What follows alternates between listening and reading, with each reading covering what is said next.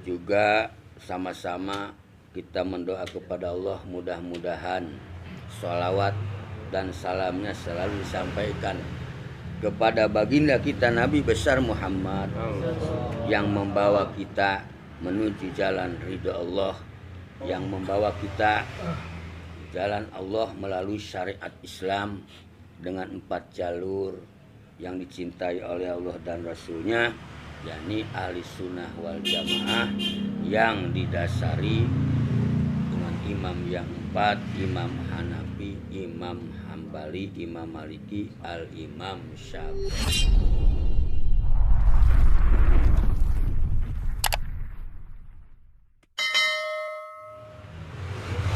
Assalamualaikum warahmatullahi wabarakatuh. Waalaikumsalam warahmatullahi wabarakatuh. Alhamdulillahilladzi khalaqal insana min tin wa kataba sa'adatahu wa syaqawatahu wa razaqahu wa ajalahu wa huwa fi qararim makin.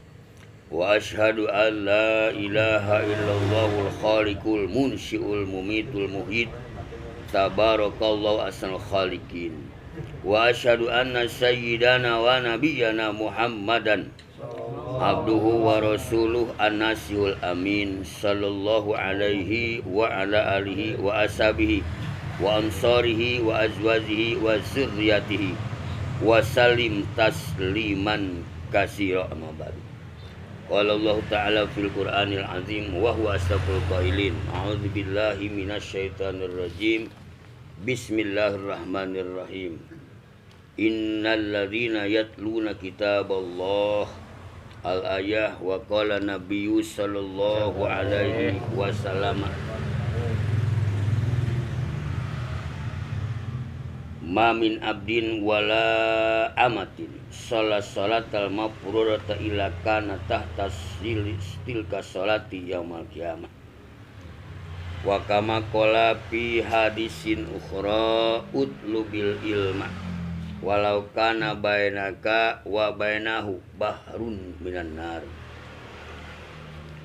Para jamaah pengajian rutinitas di setiap malam Senin rahimakumullah, yang pertama-tama sama-sama kita hormati Ketua DKM serta jajarannya, juga yang sama-sama kita hormati Ketua RW walaupun tidak hadir, mudah-mudahan hatinya hadir.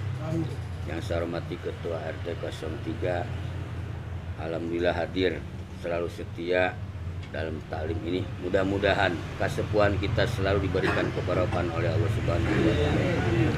Juga para jamaah sekalian, terkhusus keluarga Sohibul Bait Bapak Sukirman sekeluarga. Mari kita awali taklim dengan selalu memanjatkan puja, karena hanya Allah yang wajib dipuja. Memanjatkan puji juga karena Allah yang hak dipuji. Dengan alhamdulillah kita yakini hakikat dari Allah syariat talim ini. Dengan wasilahnya Allah masih memberikan nikmat iman dan Islam. Juga alhamdulillah masih dilengkapi kesehatan serta kesempatan. Dengan nikmat tersebut kita bisa kumpul kembali di majlis talim ini. Di rumah Sohibul Bait Bapak Firman dijadikan majlis talim, dan di rumah siapapun sangat luar biasa ketika tempat dijadikan majlis talim, maka Allah spontanitas mengutus para malaikat untuk yaitu membawa barokah dan rahmat. Mudah-mudahan pada malam hari ini rumah Bapak Firman yaitu diturunkan bermacam-macam barokah dari Allah. Dan juga kita mudah-mudahan kebagian semuanya ya pulang dari taklim kita diselamatkan oleh Allah, dibarokahkan kehidupan kita, dibarokahkan rezeki kita, dibarokahkan usaha kita, dijadikan keluarga kita sakinah, mawadah, warahmah, putra putri kita mudah-mudahan Allah jadikan putra saleh dan salehah. Juga sama-sama kita mendoa kepada Allah, mudah-mudahan sholawat dan salamnya selalu disampaikan kepada baginda kita Nabi besar Muhammad yang membawa kita menuju jalan ridha Allah, yang membawa kita jalan Allah melalui syariat Islam dengan 4 jalur yang dicintai oleh Allah dan Rasulnya, yakni ahli sunnah wal jamaah yang didasari dengan imam yang 4, Imam Hanafi, Imam Hambali, Imam Maliki, Al-Imam Syafi'i. Tentunya kita harus masing-masing satu jalur. Siapapun mau jalur kemana diperbebaskan oleh Rasulullah. Mau jalur Imam Hanafi silahkan, tapi susah nyari jalurnya ya, kitabnya susah. Mau Imam Maliki silahkan, sebab itu ahli sunnah semuanya. Tapi kitabnya apa saja, ya itu yang kita bingung.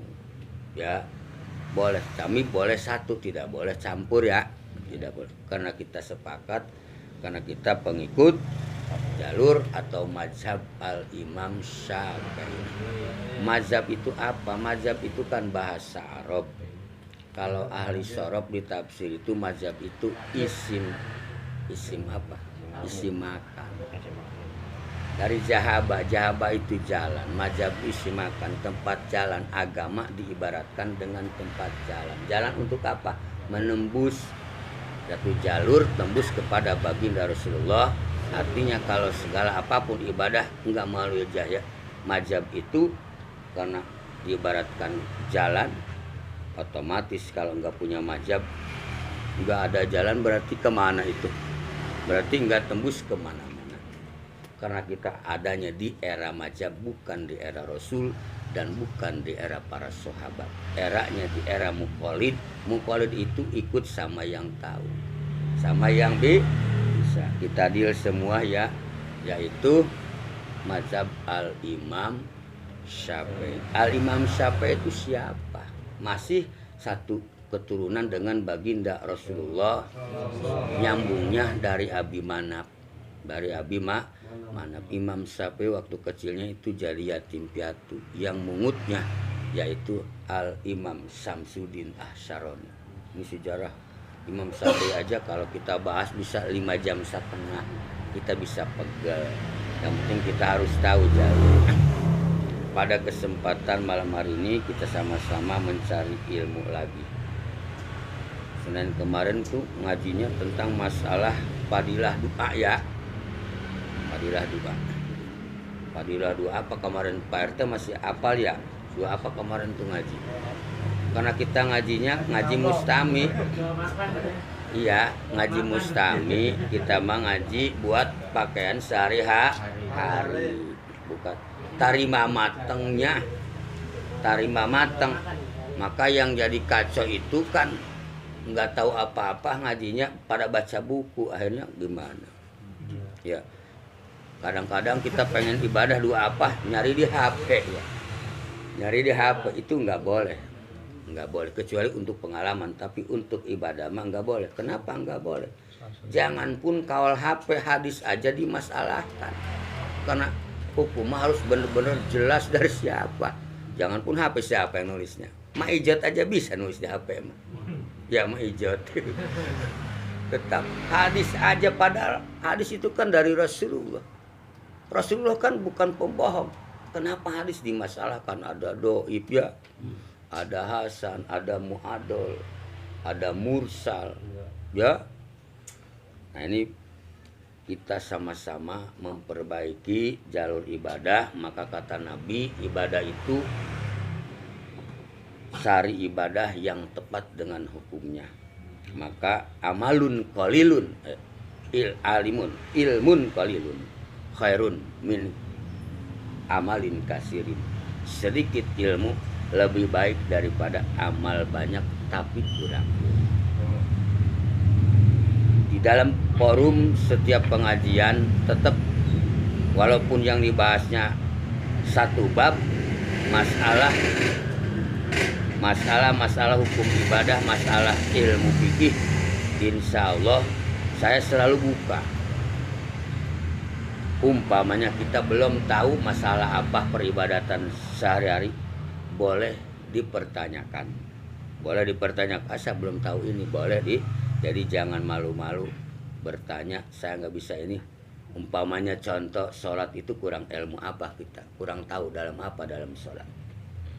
Tapi kebanyakannya kan malu nanyanya ya. Kita tebak-tebakan aja deh. Kita perbaiki sehari-hari aja. Sebab diantaranya ibadah yang akan mendapat yaitu kemuliaan yang diridhoi Allah itu ibadah apapun yang berusaha untuk sempurna. Untuk sempurna di sini ibadah wajib berikut pasunatan-pasunatannya. Kita ngambil sedikit aja kebiasaan kita di masjid kan pasunatan itu kalau di haji kita banyak banget. Sunat itu perintah siapa? Perintah baginda Rasulullah. Jadi jangan menyepelekan sunat-sunat Rasul, menyepelekan sunat-sunat Rasul. Apalagi sekarang mah keder, semasjid aja ada 8 macam ibadahnya. Keder ya, keder di masjid manapun sekarang udah aman. Untuk jalur Imam Syafi'i, di samping kita menghormati masjid, kebiasaan kita biasanya kemarin belum tahu, sekarang baru tahu. Insya Allah nambah. Contohnya, setiap kita sebelum melaksanakan sholat wajib suka melaksanakan sholat sunat qobliyah. Qobliyah itu setiap sholat ada qobliyah. Kalau ba'diyah mah ada 2 yang nggak pakai sholat apa? Tebak, sholat asar sama tuh kan berarti ada hasilnya ngajinya, berarti pada tahu semua walaupun cuma taunya itu doang. Kan kita nambahin ya kan nambahin namanya. Kalau kita mau nambahin pasunatan sesudah sholat qobliyah itu ada hukum yang disunatkan oleh baginda Rasulullah Shallallahu Alaihi Wasallam. Sekalipun banyak doa tetapi ada khusus yang disunatkan oleh baginda Rasulullah SAW. Baca apaan? Suka baca apa sesudah qobliyah? Kan tebak-tebakan. Jadi biar nggak ngantuk ngajinya. Suka baca apa? Udah sholat qobliyah, baca segala macam ya. Sekapa nggak bisa ya. Udah, baca zikir, baca apa ya? Nggak apa-apa. Tetapi ada yang khusus. Kama qala fi busrul kalim, disunatkan ketika sesudah sholat qobliyah, sholat qobliyah waktu apapun membaca ayat suka baca ayat kursi sesudah qobliyah, bukan sesudah sholat wajib. Nah ini disunatkan. Nah ini jangan dianggap cuma sunat tapi menyempurnakan sholat wajib. Sebab Allah tidak akan memandang sholat seseorang kalau sholatnya tidak sempurna.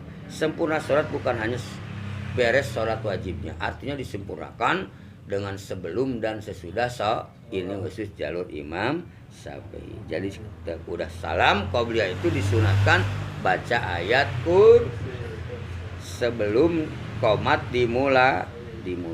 Ini yang datangnya udah di masjid. Kan tidak sama datangnya di masjid, ada pas datang qomat itu nggak kebagian tuh ya, waktunya habis qobliyah nggak ada. Ini kalau mau dari awal pas ke masjid yaitu qomat belum dimulai, masih sempet sholat sunat qobliyah, disunatkan baca ayat kursi dan juga disunatkan jangan dulu bangun kecuali beres yang qomat. Coba ini kalau fikih ini baru tahap dasar. Tahap dasar fikihnya belum tahap yang kesono. Kalau kita perhatikan, ini kita fikih kesempurnaan salat, banyakan yang berdiri atau banyakan yang duduk. Kalau pas mulai qomat, banyakan yang diri. Sebelum beres, banyakan yang berdiri apa duduk? Banyakan berdiri. Coba kalau banyakan duduk saya bayar 100.000. Bawa 100.000 nih. Nah itu tebak-tebakan.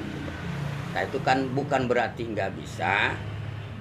Bisa jadi belum nyampe. Kita harus bersyukur. Masalah itu aja kita belum nyampe. Jadi disunatkan sekalipun nggak baca apa-apa, nungguin beresnya qomat. Belum beres qomat Allahu Akbar, la ilaha illallah, jangan dulu bang. Itu sunat. Kalau sunat dapat ibadah. Kalau berdiri nggak apa-apa, cuma nggak dapat sunat baginda Rasulullah. Yang bagus lagi pas qomatis sholat kita disunatkan membaca aqamahallahu wa adamaha.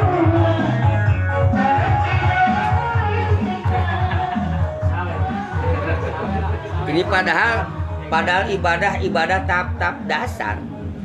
Karena kan sekarang mah udah jarang kita pikir itu keseharian ibadah kita dihaji ya.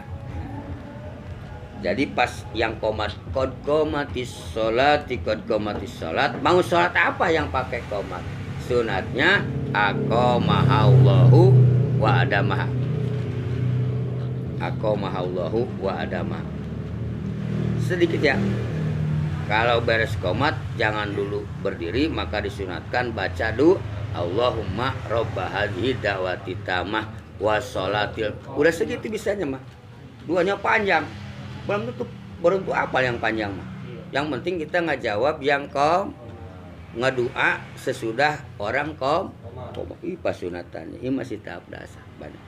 Ini siapapun mau jadi makmum kek, mau jadi imam kek, sebelum qomat beres, yaitu disunatkan jangan dulu nambah tuh kalau dipakai. Kita nambah sunat baginda Rasulullah. Ini khusus selain daripada sholat Jumat.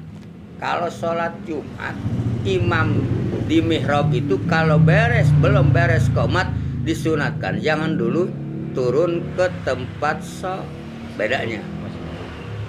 Ini kelas dalam semua ngaji pikirnya ya. Ya belum apa ya. Jadi sebelum ini khusus Jumat mah imam di mihrab tuh di mimbar kan qomat tuh. Jadi sunatnya si imam si khatib itu beda tadi mah orang jamaah mah duduk. Sebelum beres qomat jangan dulu turun ke tempat sholat pas sunatan. Kalau turun nggak apa-apa.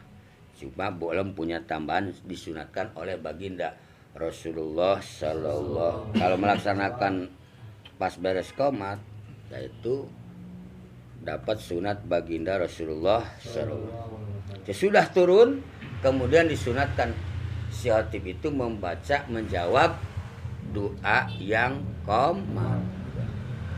Seperti tadi, ngedoa dulu, Allahumma robba hadhihi da'wati tamah wa sholatil qaim. Yang pendek aja bisa kayaknya itu semua ya. Bisa ya, bisa ya. Sudah pas sunat. Itu jangan dianggap sepele, itu menyempurnakan sholat wajib. Jadi Allah memandang sholat itu bukan sholat beres 5 waktu 4 rakaat atau 3 rakaat. Sempurna di situ berikut pasunatan sebelum sholat wajib dan sesudah sholat wajib.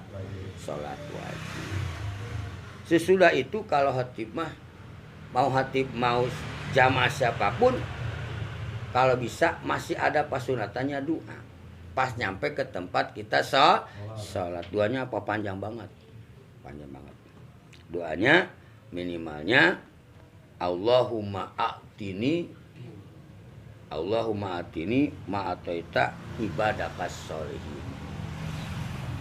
Ya Allah, berikan saya sebagaimana Engkau memberikan sesuatu kepada orang-orang soleh. Atau Allahumma ba'id baini wa baina khotoyaya kama bata bainal masyriq wal maghrib. Lebih panjang lagi wae. Udah belum nyampe ke sini tambahan itu. Itu mah ribet, tambahin tadi aja ya. Itu mah terlalu ribet umpamanya kita ngapalin ngajinya aja 5 menit bagaimana hafalnya. Tapi ayat kursi mah apal tuh tadi ya. Ayat kursi sama aqamahallahu wa adamaha. Pas yang qomat baca qad qomatis shalah, qad qomatis. Ini kalau dibahas bab sholat ini bisa banyak kontroversinya dengan para ustadz. Banyak kontroversi. Kalau dibahas secara detail dibuka ya mana? Ya masalah itu kan udah jadi tradisi. Terkadang sesudah khatib aja bacanya akimis sholat tuh udah beres ya. Nah itu kan udah nggak nyambung juga, nggak disuratkan juga. Sebab sholat wajib mah ada kom. Jadi nggak ada bahasa Bilal. Itu sama dengan Bilal. Umpamanya ya, ini kan bukan masalah mengkritik atau menjelekkan yang lain. Kita mah ngaji membuka hukum yang sebenar-benar, yang sesuai dengan kitabnya. Sebab kalau menyampaikan sebisa-bisanya nanti didebat yaumil kiamah. Salah menyampaikan ke umatnya itu akan didebat oleh para ulama di akhirat. Jadi sholat wajib mah tidak ada Bilal, itu kan akimis sholat. Kemudian lagi saus suku pakum ya, nah itu kan tidak ada pasunatan itu di dalam kitab. Bukan berarti mengkritik ini, kalau dibahas kan kontroversi dengan para ustadz, banyak kan pakai semua, bisa kontroversi karena kita ngaji bukan saling menjelekkan satu sama lain. Ngaji mah harus dibuka sebenar-benarnya, pahit sampaikan pahit, manis sampaikan tetapi intinya kita ngaji kelas mustami, sesuaikan dengan kebutuhan kita, supaya kita ngaji ada bolehannya. Kemarin pan baca doa itu sangat luar biasa. Kenapa ditekan Rasulullah memberikan doa yang sangat hebat, juga dihususkan dengan masalah rizki. Kenapa umat Rasulullah di akhir zaman keganggu dengan usaha aja itu menjadi kendala ibadah. Model kita makan ya kurang duit aja ngaji males, semua hampir males, kurang duit, usaha enggak maju aja malas ibadah kelas kita. Maka Rasulullah adil, memberikan satu doa untuk munajat kepada Allah, dibanyakin rizki. Kemarin kan diaji tuh ba'da subuh dan ba'da maghrib 7 kali itu minta rizki kepada Allah subhanahu, minta dicukupkan hidup ini. Karena udah kebaca sama Rasulullah, umat Rasulullah mah kurang sedikit aja jadi kendala. Ngalamin semua kita mah sama, kita satu kelas, cuma beda penampilan doang. Kita sama pakai gamis, bapak mah nggak jelas, bedanya segitu doang. Soal itu mah sama, satu akidah kelas lemah. Doanya apa kemarin masih apa? Hasbiyallahu la ilaha illa huwa alaihi tawakkaltu wa huwa rabbul arsyil azim. Barang siapa, kata Rasulullah, baca 7 kali sesudah sholat subuh atau sesudah sholat maghrib, tapi jangan ngerubah lipetan sholatnya, jangan bergeser kemana-mana, maka Allah akan memberikan ma'ahamahu minad dunya min amri dunya wal akhirah. Maka Allah akan memberikan kebutuhan urusan dunia dan kebutuhan urusan apa yang dicita-citakan. Pan kita beda cita-citanya. Kalau saya kan bisa jadi cita-cita pengen makan doang, selalu buat makan gak susah. Kan bapak-bapak belum tentu. Udah ada pengen motor, pengen rumah, segala macam ya. Pengen segala macam. Nah itu ma'ahamahu, bahasanya umum. Apapun yang dicita-citakan oleh kita, kalau diijabah oleh Allah akan dibuktikan. Tapi modalnya dawam, nggak berhenti. Dawam di situ kan kita ada kalanya subuh kesiangan, bisa dibaca ba'da ngodoin. Umpamanya isya nggak keburu, maghrib nggak keburu, bisa dikodoin. Itu namanya dawam. Tapi hukumnya bukan wajib. Tidak mengejar dawam. Sebab diantara ijabah doa, Allah bakal ngijabah sekecil apapun doa kalau dawam. Sebanyak pun apapun doa Allah tidak akan ngijabah. Itu syarat ijabah. Dawam itu tanda yakin. Sebab doa yang dijabah oleh Allah ya yakin walaupun sedikit. Tanda yakin dawam. Maka kita makan beda. Mari kita sama-sama ikuti perintah Rasul tentang masalah doa. Utlubil istiqomah wala tatlubil karomah. Jangan cari karomah tapi cari istiqomah. Istiqomah karomah mah punya Allah, istiqomah mah punya kita. Kata qaid ulama, haitsu matastakim yuqaddir lakallahu najahan fi ghabiril azmani. Barang siapa istiqomah, artinya enggak putus. Yuqaddir lakallahu najahan fi ghabiril azmani. Apapun cita-cita kita akan dibuktikan oleh Allah. Najahan, kesenangan, kebahagiaan. Kebahagiaan kita segala macam ada kan. Artinya yakin kepada Allah Subhanahu wa taala, minimalnya cukup dengan bahasa hasbi. Hasbi itu ya Allah cukupkan. Mau beli mobil ada, motor ada, buat setor. Enak apa enggak? Mudah-mudahan bisa melaksanakannya. Amin ya rabbal alamin. Juga kita simpulkan pada malam hari ini ngaji masalah padilah ibadah sunat yang ada kaitannya di dalam sholat 5 waktu. Mudah-mudahan menjadi ilmu yang bermanfaat, yang kita diberikan bisa mengamalkannya. Amin ya rabbal. Mari kita tutup dengan suratul Fatihah sekali lagi, karena Allah mempersilahkan kepada umat manusia pengen apa. Tentunya kita mudah-mudahan dengan suratul Fatihah sama-sama kita munajat, dalam kehidupan kita ini diberikan kecukupan oleh Allah Subhanahu wa Ta'ala, khususnya tentang masalah rezeki bi barokatil Fatihah. A'udzubillahi minasyaitonirrajim. Bismillahirrahmanirrahim. Alhamdulillahirabbil alamin arrahmanir rahim maliki yaumiddin. Iyyaka na'budu wa iyyaka nasta'in ihdinas siratal mustaqim.